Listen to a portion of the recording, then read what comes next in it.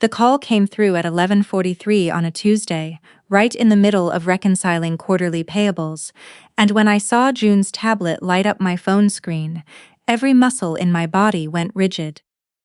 She was at school. She was always at school until 3:15. I stepped into the hallway and answered. Her face filled the screen, red-eyed, bottom lip trembling, and she was somewhere I didn't recognize. No. Wait, that was our living room. Just not the way I'd left it that morning. Mama. Her voice cracked straight down the middle. Uncle Jason said you have to go. Then Carla's voice behind her, low and deliberate. June. Put that down right now. The screen went dark. I stood in the corridor of the accounting office on King Street East, and I did not move for what felt like a full minute. My coworker Terry came around the corner, took one look at me and said, "Go. Whatever it is, go." She didn't need more than that. She's known me 4 years. I drove home in 17 minutes. I don't remember 3 of them.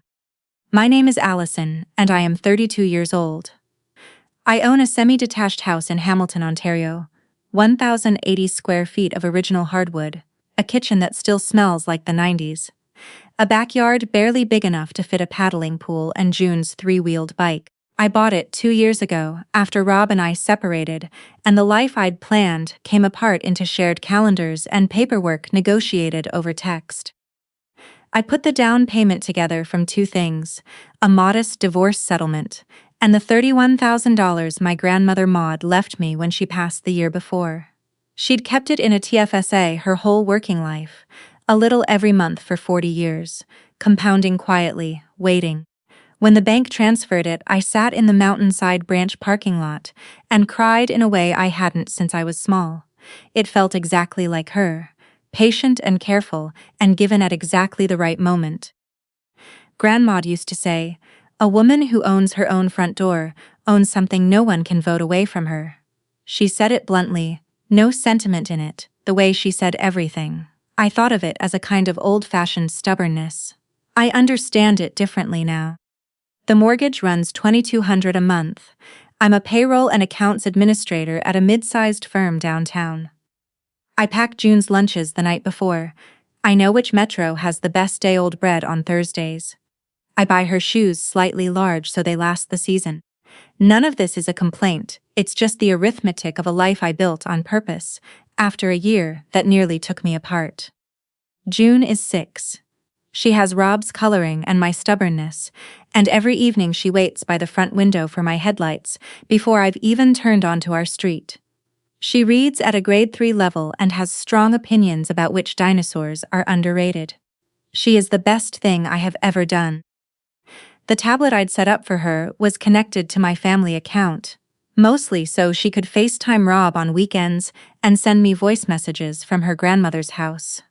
Just a kid's model in a yellow rubber case, indestructible and fluorescent, and completely beneath anyone's notice. June loved sending voice messages the way some kids love writing letters. She'd record them like little dispatches. Quietly, privately, and they'd sync to my phone while I was at work. I'd listen on my lunch break, and sometimes they were just her humming or describing a dream about a polar bear. I saved everyone. I never imagined they would save us back. My brother Jason is 3 years older than me, and for most of our lives, he has been the one our parents drove out of their way to help. Not because he asked badly, because he asked constantly, and because my mother, whose name is Carol, is very good at deciding what family owes her children while somehow believing it costs her nothing. I made my peace with the shape of our family a long time ago. Jason was the one who needed. I was the one who managed. It arranged itself that way early, and no one ever questioned the arrangement. When he and Carla lost their apartment last November, I believed the version they brought to my front door. Landlord was unreasonable. Lease dispute. A noise complaint, and a landlord who'd been looking for a reason to push them out. I heard it in pieces, framed poorly, always someone else's fault in the retelling. What I didn't find out until much later, from a brief, uncomfortable conversation with their former property manager, was that they'd stopped paying rent. 4 months behind. The Ontario Tenancies Board had issued the eviction order 2 months before they ever knocked on my door. Carla stood on my front step that first evening with 2 duffel bags and a look on her face like she was doing me a favor by asking. "Just until we find something," she said. "Won't be long." Jason held the door open for her and didn't quite meet my eyes. I said yes because he was my brother. And because saying no to my family had always felt to me like stepping on something that doesn't fully break, it just cracks, and you spend the following month listening to it groan. I added them both to the approved pickup list at June's school, Queensdale Elementary, because I sometimes ran late and it seemed practical. Ms. Chandra at the front desk noted it without comment. That signature. I've thought about it approximately 400 times since. The first month wasn't wrong exactly, it was just slightly off, like a picture hung 1 centimeter crooked. Jason would refer to our place in conversation. Carla rearranged the spice rack. Small things. I laughed them off the way I laughed off everything, because making it into something felt petty, and in my family, pettiness was always my assigned flaw, never theirs. June started coming home quieter on the afternoons they'd picked her up. Not sad, more like a child who'd been told to keep a lid on something and wasn't sure how tight to hold it. I noticed. I told myself she was adjusting. My neighbor Bonnie noticed first. She's in her 70s, widowed, the kind of woman who misses nothing on our street and pretends not to see everything she sees. She waved me down one February morning while I was scraping ice off my windshield. "That brother of yours had a fellow in yesterday," she said, tightening her scarf. "Van with a ladder rack. There a couple of hours." I hadn't asked for any work to be done. I hadn't called anyone. "Thanks, Bonnie," I said. "I'll ask him about it." I didn't. That was one of my mistakes. I made many that winter, and they were all the same mistake, wearing different coats. Then I found the boxes. 3 of them stacked in the utility room. My grandmother's serving dishes wrapped in newspaper, the framed photos from the upstairs hallway, the clay pot June and I had made at a craft workshop the previous summer. "Decluttering," Carla said when I asked. "This place is so cramped. You'll thank me when it breathes." A receipt fell out of her jacket pocket 2 days later. Extra space storage on Barton Street. Unit rented since the first week of February, paid month to month. You don't rent storage month to month when you're staying somewhere a few weeks. I knew that. I filed it away without asking, because asking had always felt, in my family, like the first step toward being told I was overreacting. June started waking in the night again. She wet the bed twice, something she hadn't done since she was 4. She clung to my coat in the mornings and didn't want to be left without me. When I asked her gently what was happening, she pressed her lips together and looked somewhere past my shoulder, protecting something, or afraid of what would happen if she named it. I called my mother on a Thursday evening. I told her about the boxes, the storage unit, the way Jason and Carla had started calling the house hours in front of June. She sighed. That particular sigh I'd known my whole life, the one that said I was making something difficult unnecessarily. "You've always been anxious," she said, "even before June was born. We were all so worried about you after the pregnancy." A pause timed precisely. "Are you sure you're coping all right? Because sometimes, when we're struggling, we see conflict that isn't really there." There it was. The card my mother had kept face down on the table for 6 years, waiting for the hand where it would be worth the most to play. I'd had a rough stretch after June was born. Nothing catastrophic, nothing untreated, a few months of postpartum anxiety that I'd addressed properly with a therapist, fully resolved before June was 8 months old. In my family's retelling, it had calcified into a permanent condition. A useful asterisk they could invoke whenever I noticed something they preferred I didn't. "I'm fine, Mom," I said. "Of course you are," she said warmly, and hung up and left the hook in me to work overnight on its own. The day everything moved is the one I measure everything else from. It was a Tuesday. Jason had picked June up from school at 3:15. Normal, arranged, my own design. I was at my desk going over remittance forms when the tablet call came through. When the screen went dark and Carla's voice was the last sound I heard, I left everything on my desk: coffee, glasses, open spreadsheet, and walked straight to my car. Bonnie was already on her front step when I turned onto our street. She had her phone in her hand and a piece of paper ready. "They changed the locks this morning," she said without preamble. "Locksmith Van was here before 9. I watched the whole thing. Your brother signed the paperwork." She held up the paper, a card the locksmith had left in her screen door when he'd knocked about parking. I wrote down everything: date, time, description of the van. I was doing my roses. People never think to notice a woman doing her roses. My key didn't fit. The cylinder was brand new. I could see the faint scratches where the old one had been drilled out. June wasn't there. Not on the porch, not in the yard, not visible through any window. Her painted stepping stone, the one she'd made at daycare with her name in blue letters, which she'd placed by the front door herself on moving day, very ceremoniously, both hands, was still on the step. I called Jason. Voicemail. I called Carla. She answered on the second ring, pleasant as anything. "June's fine. She's with your parents. This was the arrangement. Don't make a scene." "What arrangement?" I said. She hung up. I called the police. The officer was patient and not unkind. He explained that because Jason and Carla had been residing in the home for several months, removing them was a civil matter, a lawyer, a formal process, time. He couldn't remove anyone today. But then he said the thing that steadied me. "Your daughter, you're her mother. There's no order saying anyone else has the right to keep her from you. Go get your girl." I drove to my parents' house. June heard my car before I reached the front door. I watched the curtain shift and then the door opened and she came out in her socks, sliding the last 2 feet into my legs. I nearly went down. I held her in the driveway with my chin on top of her head and felt her heart going very fast, and I didn't say anything for a while. Jason appeared in the doorway. Then Carla. Then my mother and my father, Gerald, watching from the threshold with the expression of a man who'd agreed to something and was only now beginning to understand what that meant. My mother said we should go inside and be calm. My father talked about stability, about the hours I worked, about how Jason and Carla had so much more flexibility. "It just makes sense for June to be somewhere consistent," he said, not looking directly at me. "Just for a little while you get your bearings." My mother set a small notebook on the coffee table, face down, and rested her hand on top of it. "We have concerns," she said softly. "I think you know which ones."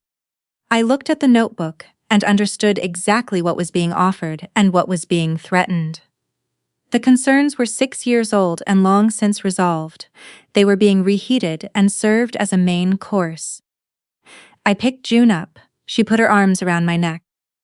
"She's my daughter," I said very quietly. "I came for her. I'm leaving with her." Carla said something about disrupting June's equilibrium. I didn't answer. I walked out. I buckled June into her car seat and did the engine sound she'd loved since she was 3, vroom ch-ch, out of pure habit. She laughed, once, small and surprised, then went quiet. My mother called while I was still in their driveway. I didn't answer. I saved the voicemail without listening. That night, June and I stayed at a motel near the highway. She slept sideways across the bed the way she always does, one leg hanging off. I sat by the window and started making a very different kind of list than the ones I usually made. The tablet was in June's backpack. She'd grabbed it when Carla told her to collect her things. Kids take what matters to them, not what's practical. I opened the family account at 2 in the morning and found 31 voice messages I hadn't listened to carefully. I had heard them, snippets between tasks, filed away as toddler narration. Now I played them in order from the beginning of February. The third one, "Mama, Uncle Jason's friend came over. He walked around all the rooms. Carla said not to tell you." The 8th one, "Mama, Uncle Jason says this is their house now. Is that true? He said you said it was okay."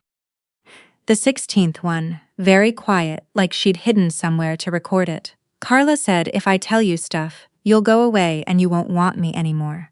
Mama, are you going to go away?" I played that one 4 times. My daughter had been carrying that for 3 weeks. An adult, a woman living on my hospitality in my home, had told a 6-year-old that telling the truth to her mother would make her mother disappear. I have forgiven myself for not listening closely enough the first time. That one is slower going. Then I remembered that the tablet ran on the same account as my smart home app, and the app controlled my doorbell camera. A small weatherproof model mounted above the front door that I'd installed the previous spring. Footage uploads to cloud backup the instant motion triggers it, before anyone standing on a porch can reach up and tear the device off the wall. I logged in, 12 clips from the past 48 hours. I didn't find a confession to camera. Carla isn't theatrical, but I watched her carry a box of my grandmother's things out the front door and load it into the back of Jason's truck. I watched the locksmith's van arrive, and Jason meet the technician in the driveway with a handshake. And in one clip, audio only, the camera tilted ceilingward where it had been knocked before removal. I heard Carla on the phone, relaxed, satisfied. It'll be fine. By the time she works through the paperwork, we'll be established. That's how it works here. You can't just remove someone. That's how it works here. She had researched it. Ontario's tenant protection laws are strong, deliberately strong, and she had flipped that protection on its head and pointed it at the person it was designed to protect. She knew removing a long-term resident required a legal process. She was counting on that process taking long enough that I'd exhaust myself, or give up, or be painted as unstable before it concluded. This was not a conflict that had escalated. This was a plan that had been implemented. The storage unit in February was the first move. The new locks were the last door closing. I went to Queensdale before my shift the next morning, and Ms. Chandra brought a small notebook out from under the front desk without my even asking. I keep notes when a child says something that worries me, she said quietly, sliding it across. June has said a lot these past few weeks. I almost called you twice. Your brother told me both times you already knew, that you'd asked him to handle things, that you didn't want to be contacted at work, while you were going through a difficult stretch. I looked at her across the front desk of my daughter's school, and understood how complete the architecture had been. He had reached into the one place I trusted most, and closed the last door June might have spoken through.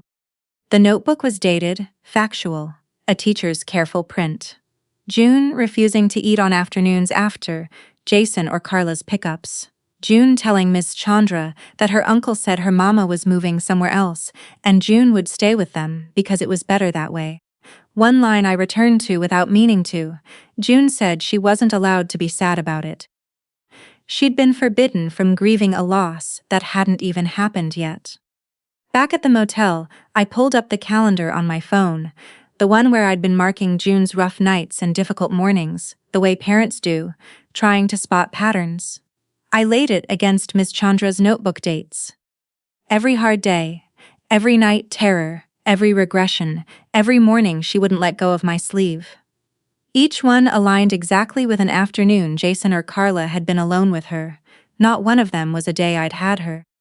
My mother called a week later. My father Gerald was having his firm colleagues over for a retirement send-off. 30 years with the same engineering company, and she'd been planning the party for months. The whole family will be there, she said. Come. Bring June. We'll sort this out together, as a family the way we always should have. I'll be there, I said. I let every one of them believe I was coming to lay down my arms. The party was exactly what I expected. The good dishes, Gerald's old colleagues, my Aunt Christine and her husband, cousins I'd grown up beside, the version of our family my parents showed company. Composed, warm, laughing on cue. June stayed close to me the whole evening. I dressed her in the green sweater she'd picked herself. Not the stiff new outfit Carla had bought and left out for her at my parents' house the week before, as if she already belonged to them. Jason worked the room. Carla stood near my mother.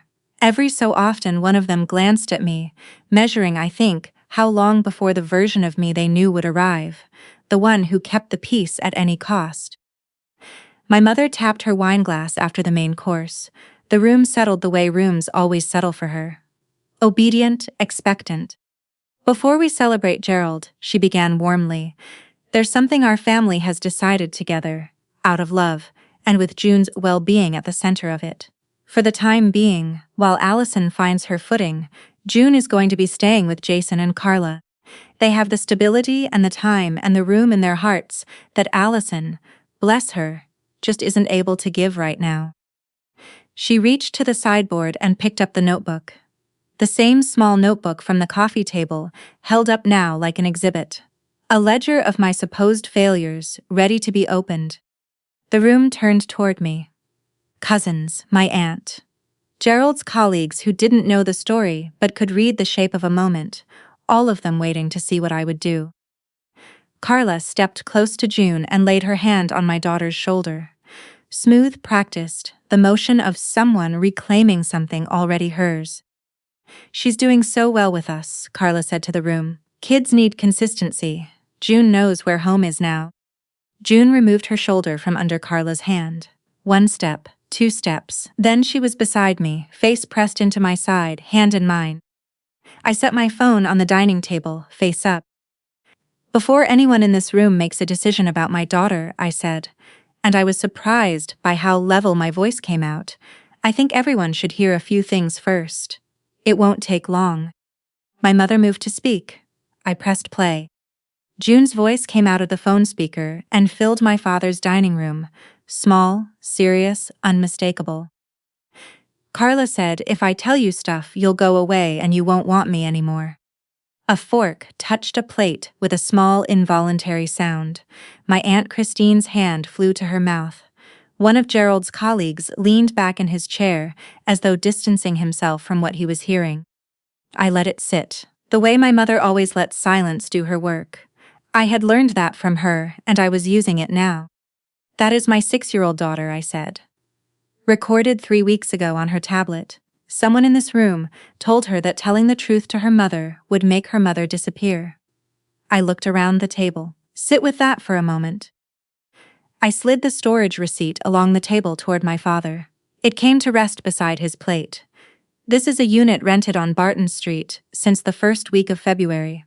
My grandmother's serving dishes are in it, my winter clothes, my photographs." I watched him read his son's name on the form. Jason was carrying my life out of my house in cardboard boxes for 2 months while I thought Carla was tidying up. I opened the camera footage and turned the screen so the people nearest to me could see. Jason loading a box into his truck, the locksmith's van in my driveway, and beneath the footage, the audio, Carla's voice, unhurried, certain. "By the time she works through the paperwork, we'll be established. That's how it works here. You can't just remove someone." "This is from my doorbell camera," I said, "the one that was pulled off the wall." She didn't know it saves everything to the cloud the moment it records. She never thought about the small things. I laid Miss Chandra's notebook on the table, open to the dated pages. "This is from June's teacher at Queensdale Elementary. 6 weeks of notes. Every afternoon June arrived flat and frightened and wouldn't eat. Every single one of those afternoons was a day Jason or Carla had picked her up. Not one of them was a day I had her. Cross-reference with the school's pickup log if you'd like. I'll wait." My father turned to Jason.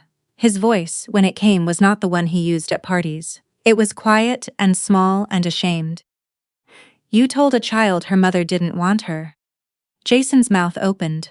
I had never in my life seen him at a loss for words in front of this particular audience. He filled every silence. It was the thing he had always done.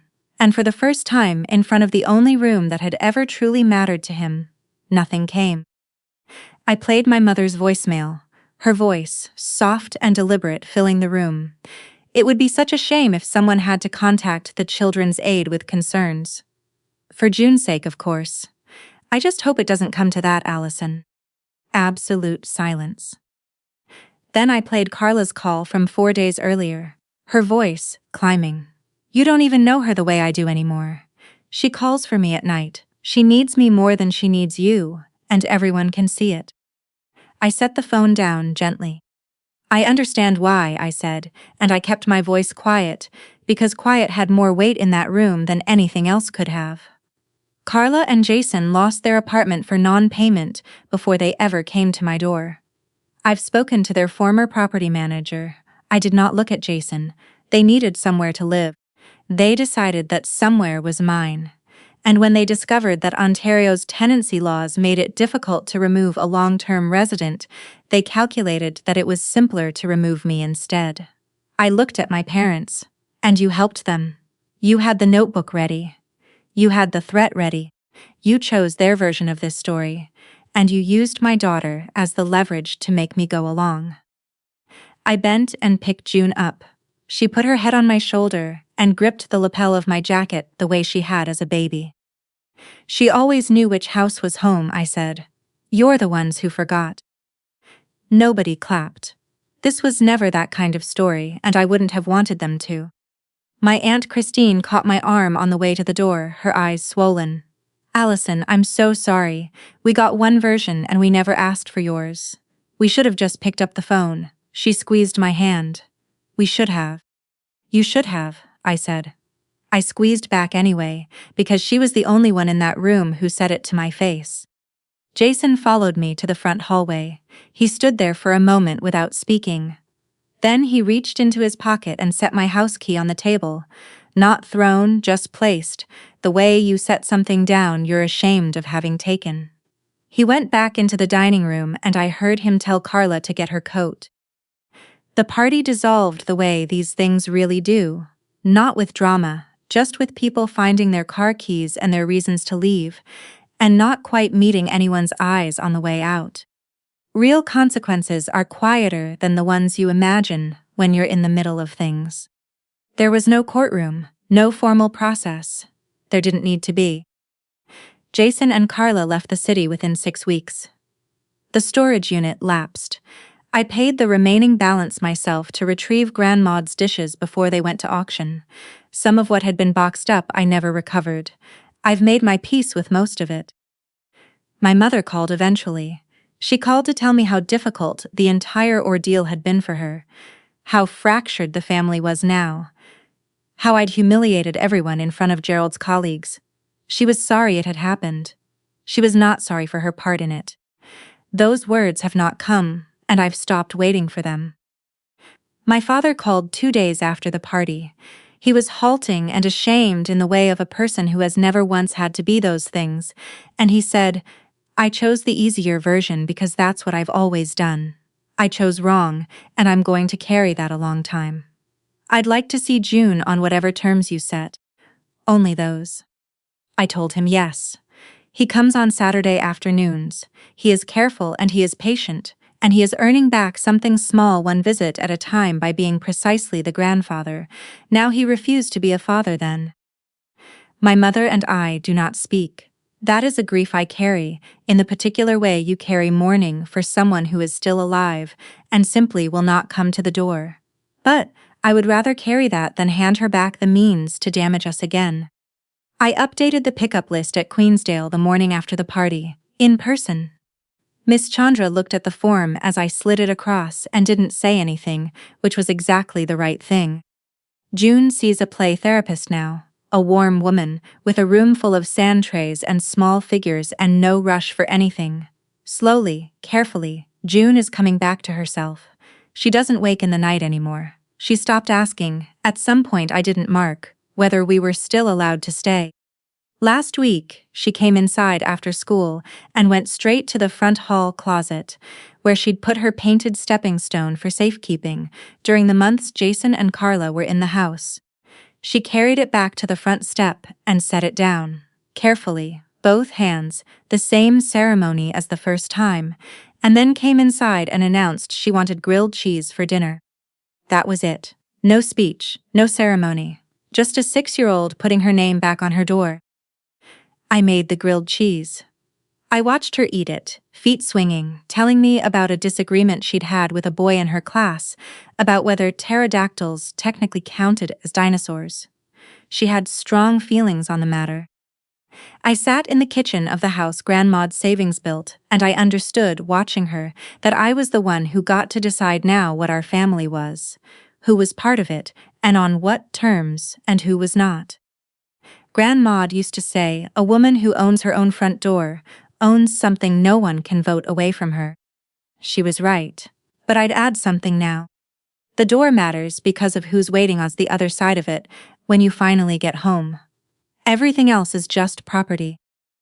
June is on the other side. And that is the whole of it.